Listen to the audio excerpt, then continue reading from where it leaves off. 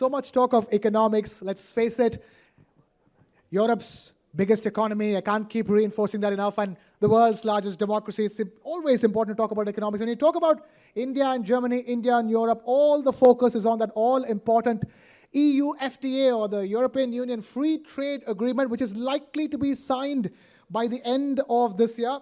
And to talk about it more, we have somebody straight from the European Union joining us right now. Ladies and gentlemen, please put your hands together for the European Commissioner for Trade, Mr. Maros Sefcovic. Trade is more than numbers on a chart. It is jobs created, supply chains rebuilt, opportunities unlocked. As the world navigates new economic headwinds, India and the European Union are shaping a pact that could set the tone for global commerce. This partnership aims to cut barriers, open markets, drive green and digital transitions, and build a trade corridor of resilience and growth. Sharing this vision is a European leader steering trade policy across 27 nations and working to seal the India-EU FTA by 2025. Please welcome European Commissioner for Trade.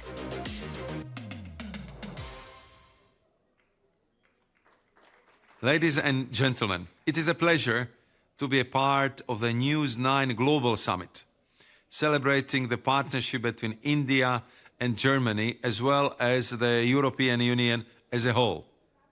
This is an important event which provides a high-level platform for exchange and cooperation as we seek to boost our overall EU-India relationship. My thanks to the organizers for enabling these discussions and for inviting me to speak to you today, even if commitments elsewhere prevent me joining you in person. We are seeing growing uncertainty and unpredictability across the globe. At a time like this, it is vital that we work with like-minded partners to safeguard our prosperity and boost our resilience, which is why Europe has set out a new agenda to deepen and broaden bilateral relations with India, a key strategic partner and a true engine of the global economy.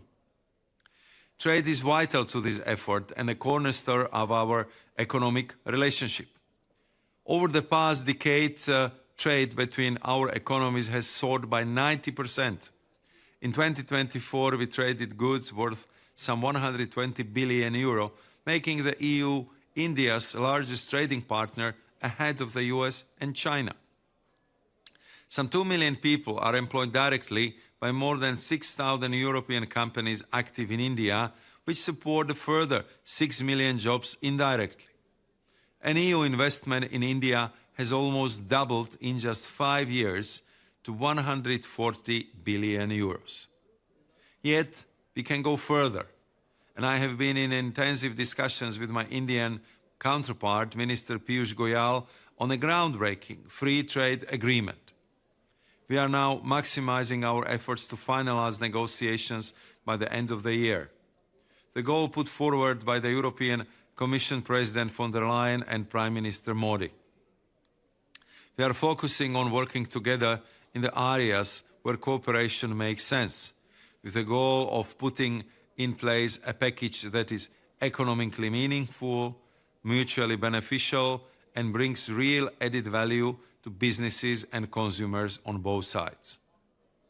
By tackling both tariff and non-tariff barriers, we can open up new possibilities for trade and investment, while strengthening our supply chains and safeguarding open, rules-based global commerce. I have had the pleasure of traveling to India several times this year, while Minister Goyal has also visited Brussels.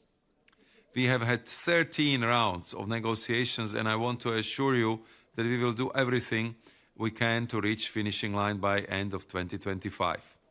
The Minister and I remain in frequent contacts because we know how much there is to gain for both the EU and India if we do. Thank you.